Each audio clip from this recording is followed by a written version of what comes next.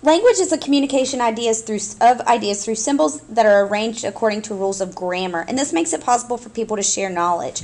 We use language to describe what we ate for breakfast or what we thought of the movie we just saw. We use language to set down the learning of past generations and store it for people who live hundreds or thousands of years in the future.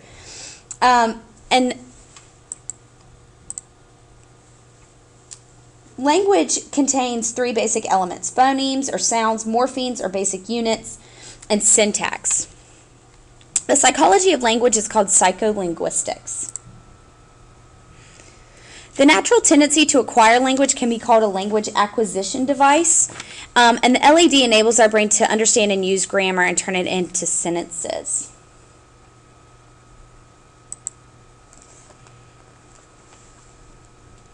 Researchers assert that humans have a language acquisition device, but animals do not. And it enables our brain to understand and use grammar. People may have an inborn ability to learn language, but environmental influences are important as well. And learning theorists claim that language learning is similar to other kinds of learned behavior. Children learn language by observing and imitating other people. So, basic elements of language. Phonemes are the basic sounds of a language. There are 26 letters in the English alphabet, but there are many more than 26 phonemes. Recent estimates are around 400 and something. Some have, 43 phonemes. Some languages have as many as 400. Some have as little as 20 something.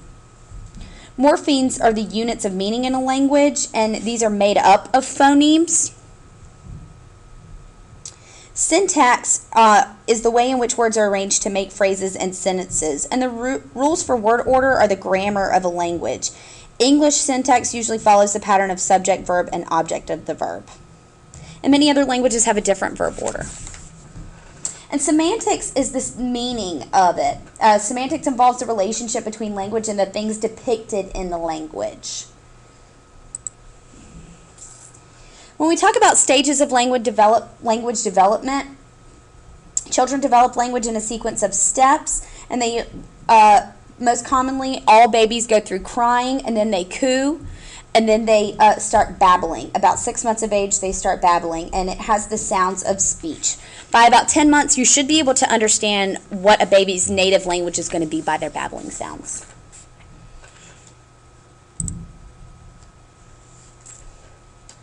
After babbling comes the learning of words, and this is the true start of language. Most children acquire new words slowly, and after they speak their first word, it takes another 3 or 4 months before they have even a 10-word vocabulary. But about 18 months, children are saying about 24 words.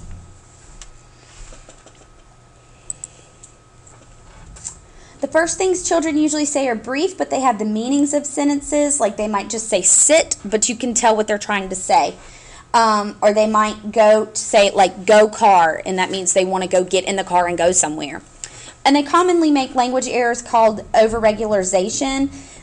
And this is when children make errors because they have applied the normal rules to all words, even though the words for which the rules do not work.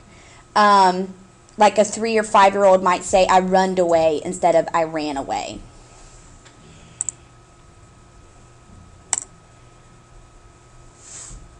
Bilingualism is easy as children. We have kind of a critical period when we're young, when we're babies, till about 10 months. These kids who are bilingual, when they learn a second language or third language, even when they're babies, it's much easier for them. When you get older, it's much harder.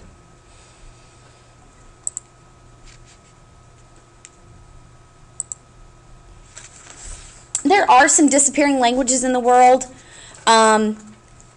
And one reason languages die out is because of the influence of what we call predator languages, languages that are more commonly spoken, so they kind of squeeze out these smaller languages. But the thing is, when a language dies, a culture dies. So it's very important for us to maintain different languages in the world.